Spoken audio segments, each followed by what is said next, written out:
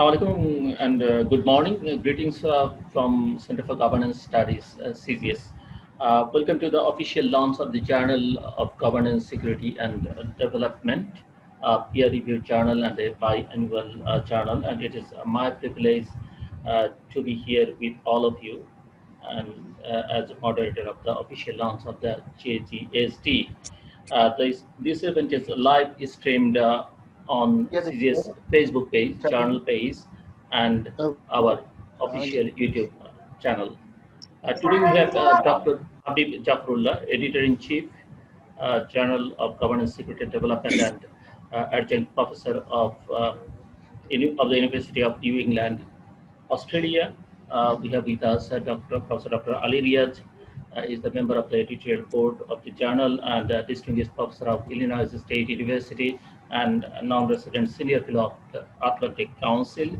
We have with us Dr. Famida Khatun, executive director of the Center for Governance Studies, and she is also the editorial board member of the journal. And we have with us Dr. Nazin Ahmed, senior research fellow, Bangladesh Institute of Development Studies. We are expecting Mr. Nur Kabir, editor of the New Age, will join us soon. And we have with us CGS acting chairman, Dr. Mujir Ahmed Chaudhary. He is attending this event, also with our other colleagues. First, I would like to invite Professor Dr. Habib Jafrullah, editor-in-chief and of the journal and adjunct professor of the University of New England, Australia, to discuss about the journal and its focus and aims. Professor Dr. Habib Jafrullah. It's over to you. Professor Habib Jafrullah.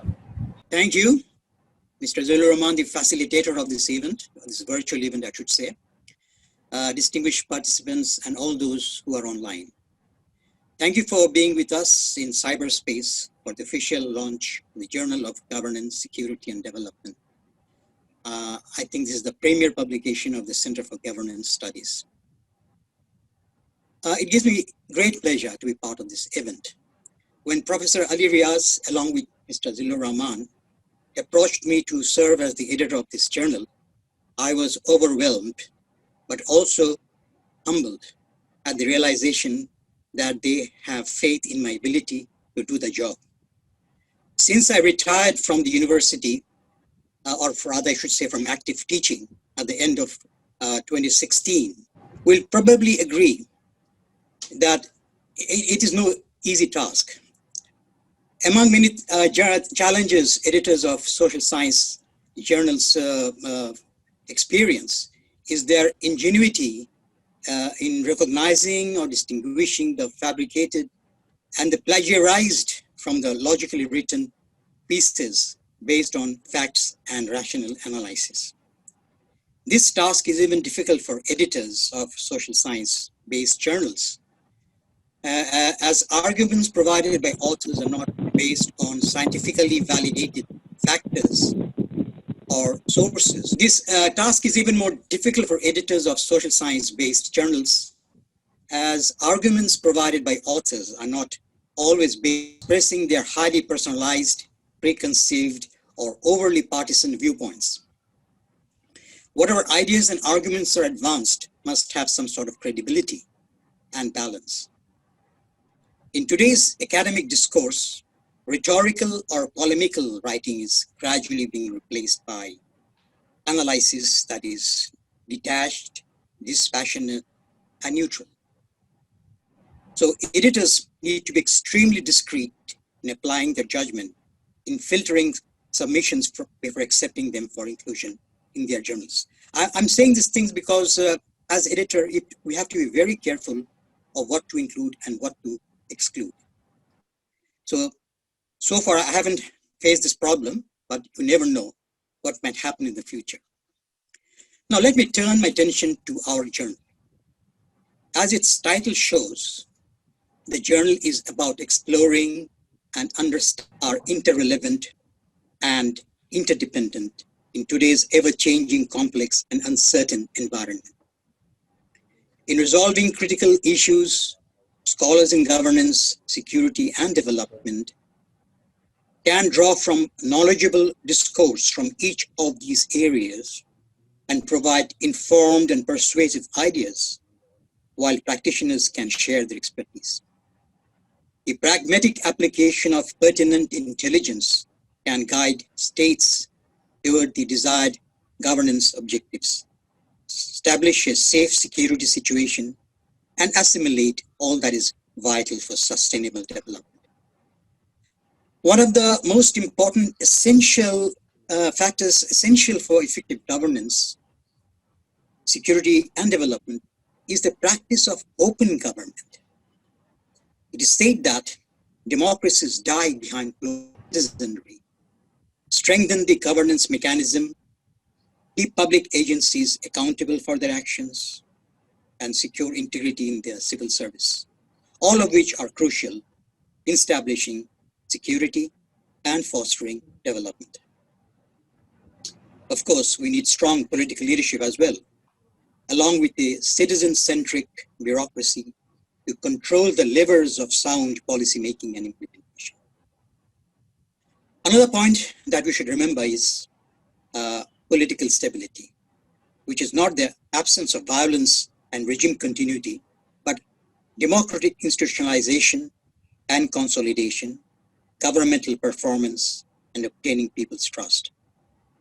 The stability of the governance system has become even more critical in this COVID pandemic situation, requiring as it does and arrangements that need to be achieved to meet community needs and expectations. It involves functioning in a concerted and consolidated fashion.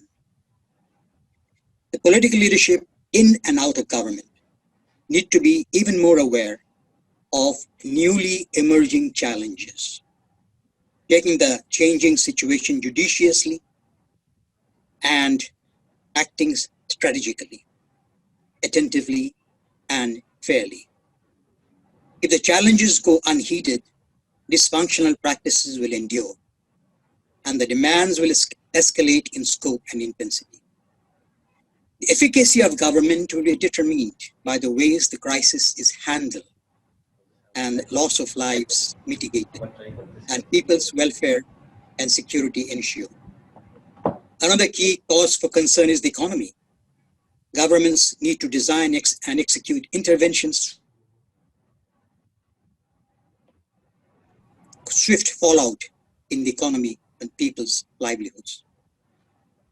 These are some of the things that we intend to cover in future in our journal.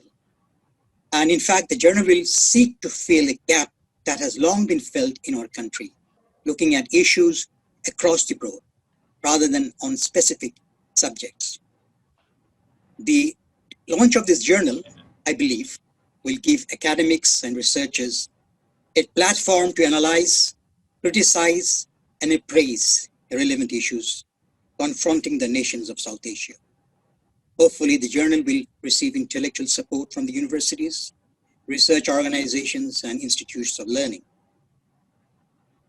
As I mentioned in my editorial in the first issue, reflective and intelligent discourse on governance, security, and development issues will contribute to enhancing the knowledge base of individuals, groups, and organizations. And the serve as worthwhile inputs into policymaking. We have assembled together a group of eminent academics to serve on the editorial board. This will be expanded as we go along. We are banking on them to make positive contributions to the journal's success. A distinguishing feature of this journal is its open access feature. This will facilitate full text searching, indexing, data mining, and other forms of processing analysis by researchers and students.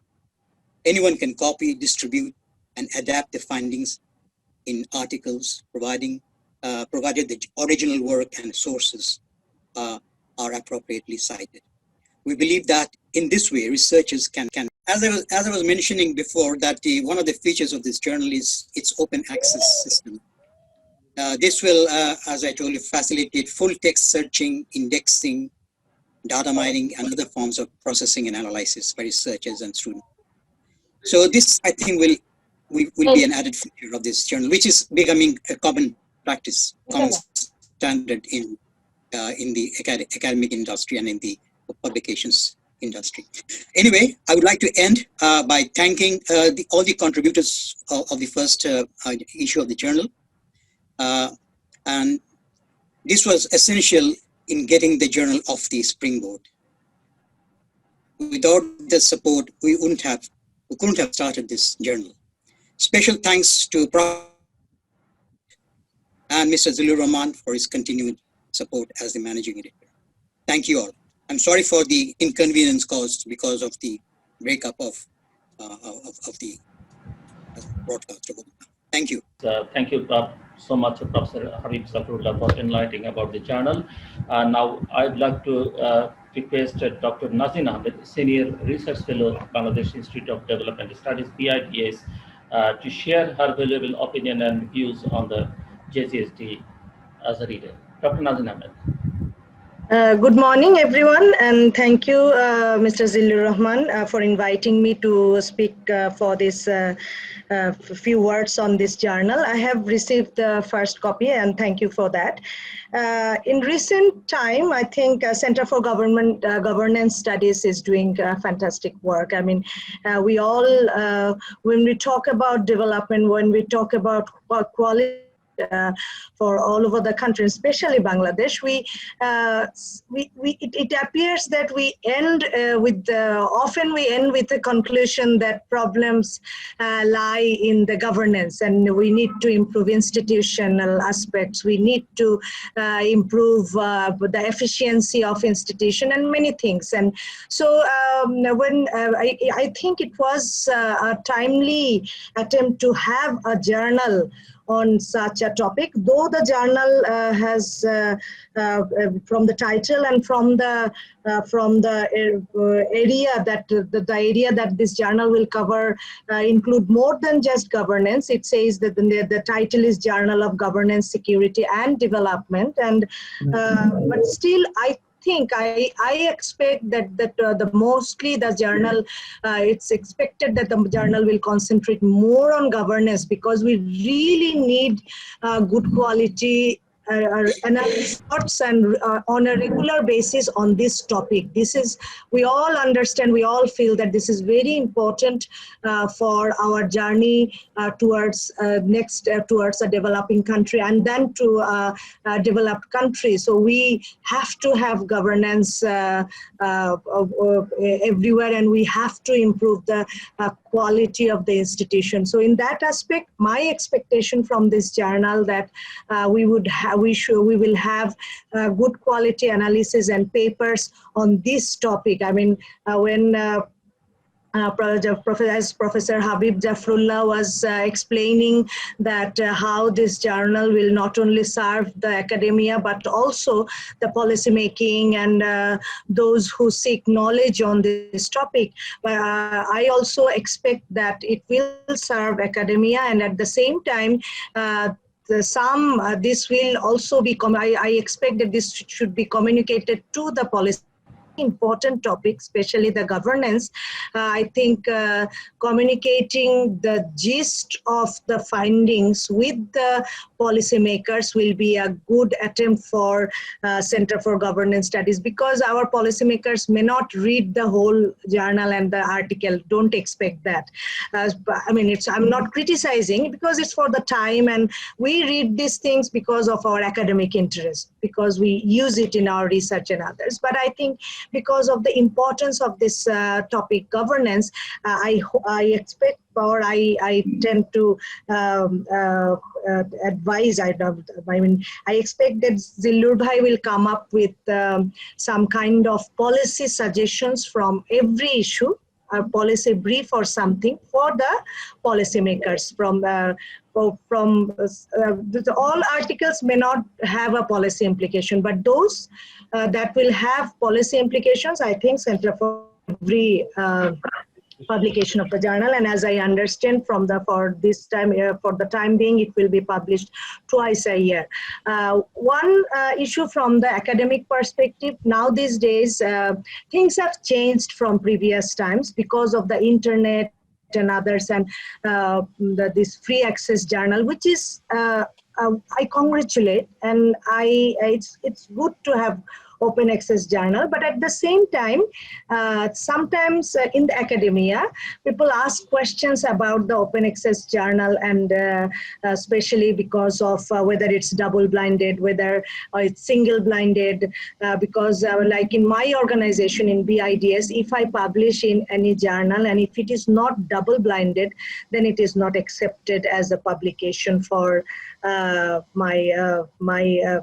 a publication in BIDS. I can write it in my CV, but when BIDS considers publication for my quality or promotion, the editorial board, and Professor Habib Zafrullah as the editor, and I'm hopeful that this journal will maintain the required quality that sometimes people ask questions about open access journal. Even now these days we hear big names, big publication, but then when you search, then you find out that it's a predatory journal. It's no review. Actually, it's not really peer reviewed in a true sense. So there are some organizations who are giving a list of hundreds of journals.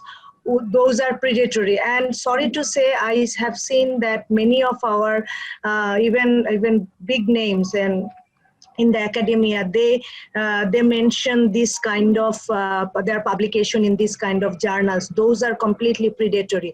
So if those who are really good university teachers, they will be encouraged to publish in this journal. I have seen the first issue, it's very encouraging, but I would stop by saying that I expect that this journal will concentrate more on the governance issue. There are many journals on development and other economic issues, but we see very few good quality journal on governance. So my expectation is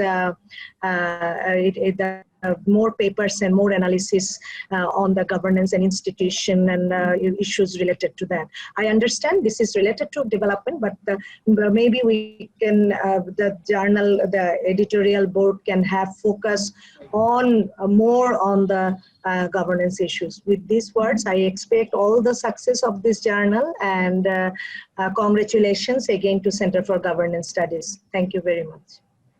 Thank you, Dr. Nazin Ahmed. Now, I would like to request Dr. Famida Khatun, Executive Director, Center for Policy Dialogue and Editorial Board member of the journal, to deliver her speech. Dr. Famida Khatun. Good morning, everyone. Thank you very much, Mr. Zillur Rahman and Mr. Habib Zafrullah, and everyone who is related to this journal. First of all, congratulations for bringing out this timely journal. There are a number of journals in Bangladesh, but I think the number of journals on social, economic, and political development in Bangladesh is. But I think, unfortunately, in Bangladesh, that has not happened so far. And with the the culture of online culture and digital culture, which is of course good, but I think bringing out a journal in printed form is also another new phenomena of this one. I'm sure this is also available digitally, but I don't know, you might have also a plan to simultaneously print it and also make it available digitally. Now, I just want to start with a few words on why it is important to have a journal, and also why it is important to have social science research in countries, particularly in a country like Bangladesh during the last 5 decades or so have done significantly well in case of economic and social development. Um, uh, you know, I, I had contributed in this journal where I tried to um, uh, describe the growth narratives of Bangladesh, where you'll find that there have been so much of achievements during the last 5 decades or so. However, there are also challenges. There are institutional challenges, the challenges of governance, challenges of corruption, and all this. So the government had been doing its own bit. It has been doing its own bit, and the private sector has been doing its own bit uh, in order to take the country forward, the economy forward. And as for the think tanks, they have also, I think, playing history of social research in Bangladesh. Riaz Bhai is here, and other distinguished panelists are here. They can also complement that. If I wouldn't be probably wrong if I say that many think tanks have come to existence in Bangladesh in the post 1990 period, which coincided with a juncture in the history of Bangladesh. That is, that after a protracted period of military rule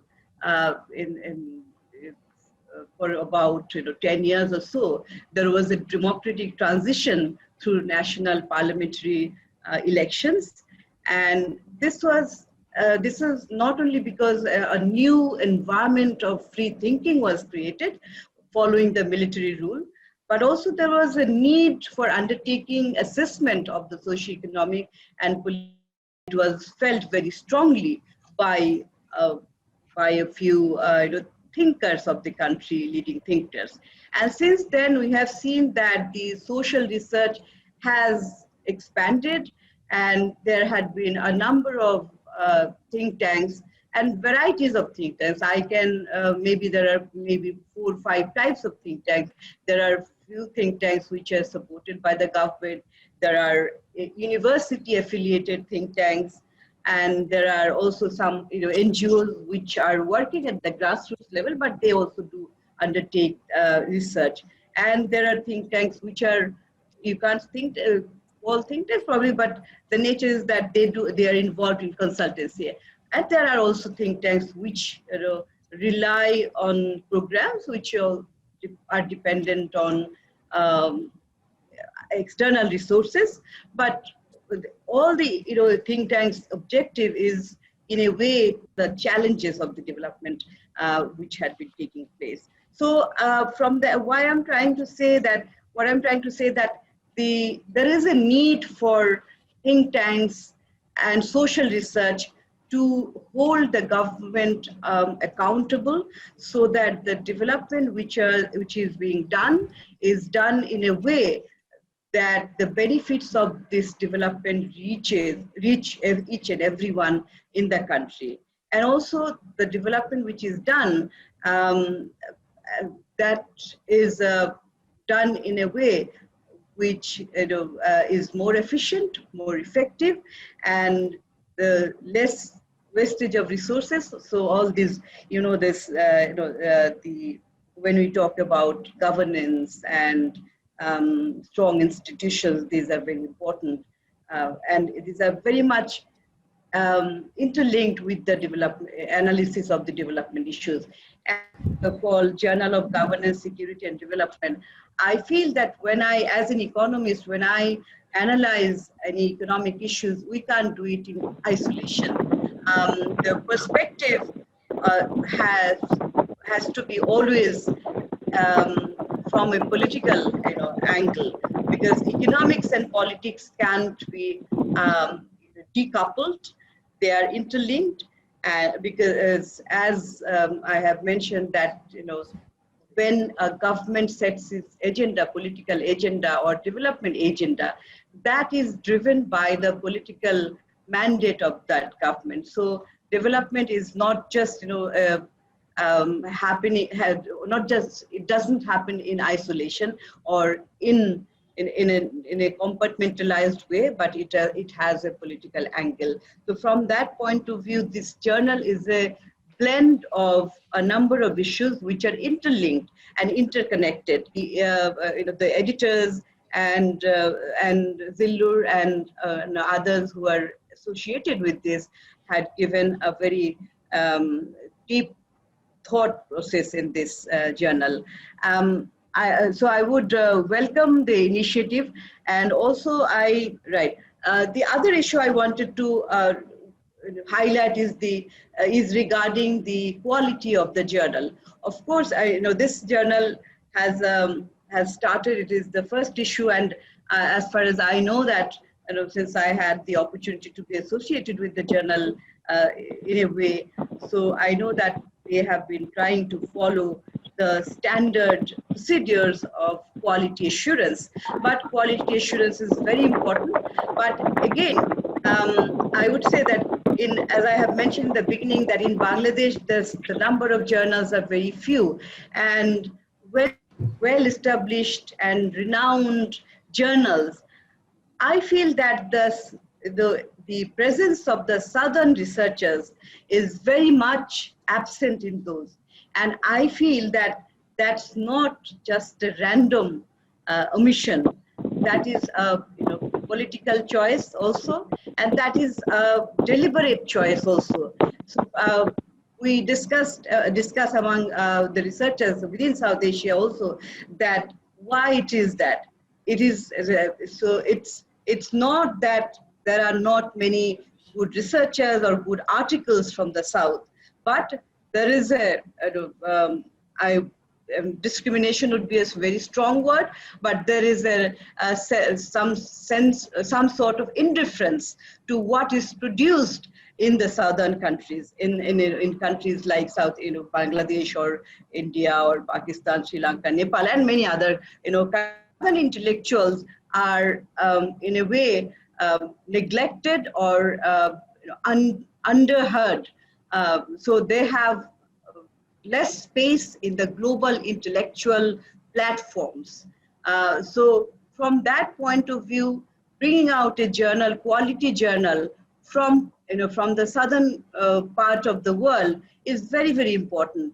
And that's why it is also very important that a journal which will be of good qualities, which can be comparable with other, Western countries' journal, that is also very important. So we'll have to be very mindful, and we have to put a lot of effort in order to also bring out a journal which is at par with the other journals, and so that it can be also considered as a journal where people or intellectuals or researchers would look a good try. And one last thing I also related to this is that there is this perception also that if you are located in a southern country like Bangladesh or any other countries in South Asia, you are not a global thinker, you are not a global think tank, you are not a global researcher. That mindset is also very much present there. There is a divide between the North and South. So in order to overcome that, we are, as think tanks, as researchers, we are trying, and we have to bring more people, so that they can also raise their voices. Because by being located in a southern country does not mean that you are less, or by being located in a northern country does not mean that they are global. You often hear, we as think tank that we face and we discuss, and just by being located in a disadvantageous country like South Asia, you are not a global think tank. That mindset has to be changed also. This is a very parochial mindset, and it has divided, it has created division among researchers from the North and the South. And that has been reflected in the journals also. I remember a couple of years back going through a research that how many, what is the percentage of publications in internationally reviewed journals by the Southern researchers, very, very insignificant. This does not mean that we have less good quality researchers.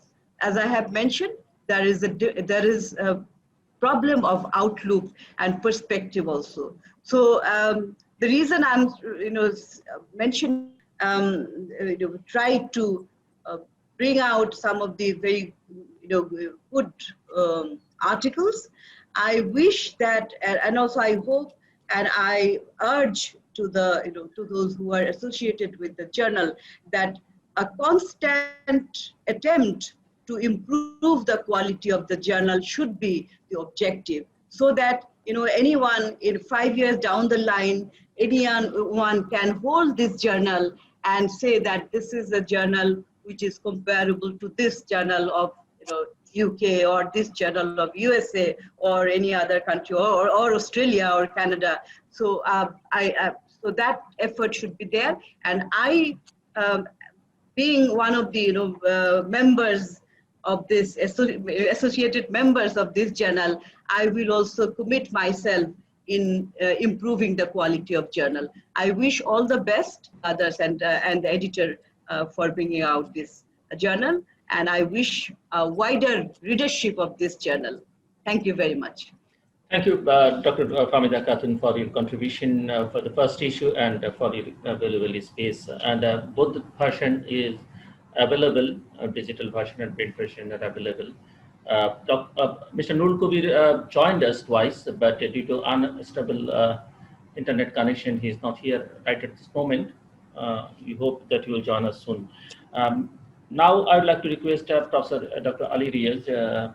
He is the editorial board member of the journal and distinguished professor of Illinois State University and non-resident senior fellow of the Atlantic Council. I would like to request Professor Ali Riaz to deliver his space. Professor Riaz, it's what you. Thank you, Ziller. It's a great opportunity to be with, thanks to editor, Professor Habib Zafrullah, and others who have joined. Given my involvement with this journal, I'd like to talk about three things, if time permits. First of all is why this journal, that we took initiative, and I am part of it. The second thing is what exactly these three dimensions or three distinct areas that we have decided to cover are, I think, what are the connections, and finally, what some of the things Dr. Famida Khatun has brought in about the voice of the South. The first, why this journal? There has been a significant number of journals, we understand, in Bangladesh and elsewhere. However, we thought that there is a gap which needs to be filled in. What is the gap that we are talking about? From Bangladesh, the voices that needs to be put in the global stage to talk about the South Asia per se. And looking into various dimensions of development in the broader sense of the term. Because broadly speaking, development is not devoid of the governance. It is, of course, it is not disconnected from the security. And when we were talking about security in this context, for the journal, we have defined security as both and more closely to the human security rather than the conventional notion of the security. We are not opposed to, of course, we would gladly, welcome the contribution on the conventional mention. But we think that human security, governance, and development are so much interconnected that we cannot simply decouple them, we simply cannot disengage them, and we need to take a more holistic approach to it. And that is what led to this idea that these three things need to be connected. And in this connection, that is what the journal's first idea actually came up.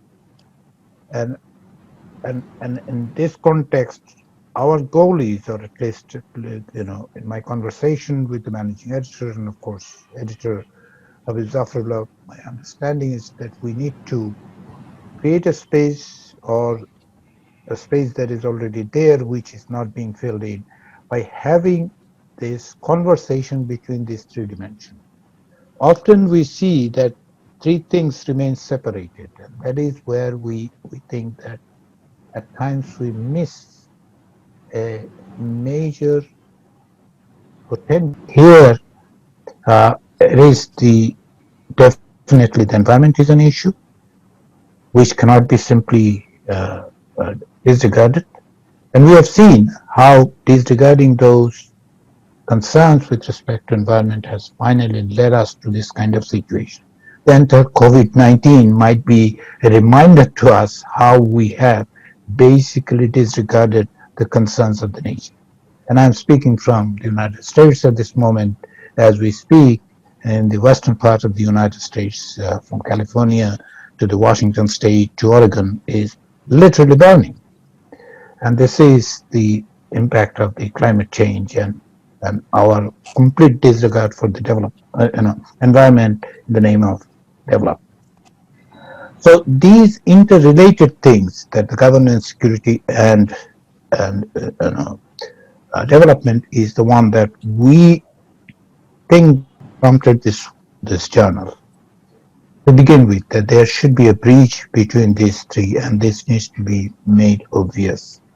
And a conversation between us means those who are involved in these three in somewhat compartmentalized cubes that we live in.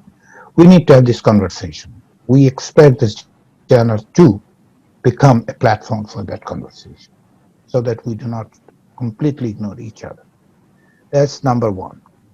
The second thing is this: in bridging this gap or bridging these three things, our understanding is that they should allow us to take a more holistic perspective towards each of these governance issue, development issue, this holistic perspective that we need to take, and offer the space that any of these disciplines, how many of them are actually having the voices from the South? Very few. Even within the South Asian context, we see there is a dominance of India, for example, in the intellectual endeavor. There's a long tradition there, and that's what contributes to it. But other countries, Bangladesh, Nepal, Sri Lanka, and Pakistan, there are intellectual endeavors which seems to remain less represented. So this is the second thing, that we want to bring these voices, those who are on the margin, but can contribute and should be able to contribute, given opportunity they would, and that is what we are trying to do. The final point that I want to underscore is the focus on South Asia. The growing impact cannot be underestimated, or in some ways can simply be disregarded. In the past decade or so, I would say since 1991 particularly, but definitely in the last decade, uh, South Asia has become a major area of focus, global politics, global economy, and in many other aspects. What we are not doing is having the voices from South Asia to talk about South Asia. South Asia needs to be represented, South Asia needs to be understood, and in some cases, perspective needs to come from within. The limitations, the challenges of governance in South Asia is enormous. So are the potentials. Who is going to talk about it? By the South Asian academics, policymakers, researchers, think tanks, to have that kind of perspective which allows us to see South Asia as South Asia should have been viewed, instead of just the bird's eye view. We hope that this can be done by bringing in not only South Asian experts, beyond South Asian experts are welcome, but this perspective of South Asian perspective needs to be highlighted, underscored, and put forth and put forward in the global stage, so that there is clear and definitive in the sense that clear and definite way of looking at. We are not saying this is what is missing in the context of South Asia. That's why the focus of this journal expectedly will be South Asia focused, so that this can be done, this can be underscored, this can be pushed into the global stage. By having the open access, at least at the beginning, the idea is to make it familiar, known to other people, so that there is an easy access, which would give us the opportunity to be known, not only within the region, but beyond the region. So that some of the works, hopefully all of the works, but at least some of the works, some of the good works that we expect to publish, would then be referred to, quoted, cited, which is some ways of getting into this global discourse from from the southern hemisphere. Quality that this cannot be done simply by publishing. That's not going to happen. So continuing this double-blind peer review process and engaging other researchers into not only just by writing but also through their review process, by involving them, hopefully a community of researchers and intellectuals and policymakers can be brought in as in this platform. Hopefully the journal would become a platform of that conversation, not only in terms of what we are publishing, but also to the presence in the editorial board, in the advisory board, and so on. So in the peer review process, we would like to get them involved and also extend beyond them, so that we can make a contribution that is worthy to look at,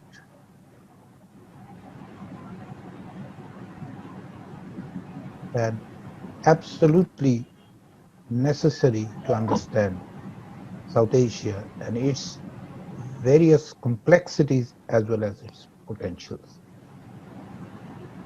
With that, I will stop here. I would like to take this opportunity again to thank Professor Habib Zafrullah, whom Dr. Zellur and others for uh, convince him, and we have, as Zafrullah has rightly said, pulled him out of his retirement, so to speak, or inactive teaching to get to these things done. And I'm glad that he did, because under his able leadership, we came out with this first issue, and hopefully will continue with similar rigor and with similar enthusiasm. And CJS's sponsorship is absolutely necessary. Thanks to Zilur Rahman and others who are involved. Many people have worked behind the scene from in near future, but and continue this endeavor. With that, thank you. Thank you, Professor Alidias, for your valuable speech. Mr. Nur Kubir couldn't join us due to technical reasons. We believe that JGSD will be able to achieve its highest impact on the academic sector as well as on the policy making process by providing the research articles. Now, I would like to request Professor Habib Zafrullah to conclude this event. Professor Habib Zafrullah, Editor-in-Chief, JGSD. So, what do you? Thank you very much. Listening to all the comments and compliments actually made us feel much more energized. In fact, those who are involved with the journal. And some of the points raised are very important. We can assure quality the presence of, as Dr. Fahmida Khatun mentioned, the absence, or rather, the absence of the Southerners in the global intellectual forum to some extent. Of course, those who are actually based in the Western countries, Bangladeshis, or for that matter, other South Asians, they are trying to get into this groove of doing some research and writing. But as Dr. Fahmida mentioned, that sometimes it's difficult to enter because of different kind of prejudices that are in place. I can say that many of my students, former students who are not professors, they often complain that whenever they send an article to a top-rated journal, or near the top, I should say, not absolutely top, but prejudices do exist in the journal industry, especially in the Western countries. So we need to overcome this kind of things. And for that, we have to open up avenues for others, those who are the marginalized, in one sense, or the downtrodden, who do not get access to this kind of journals. For them, we have to provide some kind of opportunity. And I believe that this journal can do that. We have just begun, only the first issue has been published. Hopefully, if you can continue, definitely this will create some kind of impact on the global stage. And to do that, we do need support of academics, practitioners. I think there should be a bridge between academic people and the practitioners to find the best solution. We cannot think about a sound security system or sound security measures in place, because whatever measures we take has to be backed by good governance system. Similar is the case with development. You can have ambitious projects in place, but how to implement those projects? We must have a very well-designed governance system to back up those kind of projects. For example, if we don't have transparency of how the projects are doing, then definitely there are different kinds of problems will create. Problems of corruption and other kind of pathological issues can crop up. So governance is the basis of all things happening in the world. Even the pandemic that is happening now has to be backed up with sound governance mechanisms. So what in our pursuit of solving problems, complicated problems, complex problems. As for the enhancement of the journal or the quality of the journal, we need to strive a lot, because it's very difficult to get reviewers to look at manuscripts and provide their comments, or whatever they think should be done about a particular article or a review, whatever.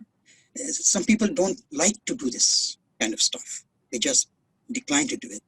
So, but we do have a plan to have all articles, future articles, blind reviewed and reviewed by people who are specialists in a particular field. So we do have to think about this in future. In fact, we do mention this in our journal description page on the is rather than compartmentalizing the discussion mainly on a specific country or making country-specific, looking country-specific issues. I believe that there should be more comparative analysis among the countries of South Asia on different issues. The comparative analysis will give us the feel of where each country stands and how can one learn and can draw lessons from the other and try to improve their own situation. So I have always believed that comparison is a must in any kind of thing. Even if you're looking at our own country, we have to place it in some kind of comparative perspective, regional or global. So that is also very important. We also are thinking of commissioning eminent members of the academic community from these different South Asian countries to come up with ideas about and asking them to edit those special issues. I think that will add flavor or spice to the quality of the journal and make the journal much more familiar to the outside world. So thank you very much for everyone for coming to this event. I wish Mr. Noor Kabir could also join us, but I saw his face as one of the surprise, but yeah, he couldn't connect. But to get his views about how to do the editorial work, that's something which is very challenging. But editing a newspaper is definitely different from editing a journal, academic journal. But I could learn a lot from him as well. But definitely in future we can connect with him and get some ideas. Professor, as I mentioned before, Professor Ali Riaz has been very, very positive about his ideas, coming up with connect to people, academic community, and get articles from them. But we'll have to continue this effort, and definitely new articles. I'd also request members of the editorial board to use their connections and encourage the people from the academic community, from their own institutions, or people they know who live outside Bangladesh in different parts of Asia, or especially South Asia, and those South Asianists who work overseas, who teach overseas, they can also be pursued to write for the journal, and that way we can definitely improve the quality of the journal. Thank you very much, Zillu, for organizing this program.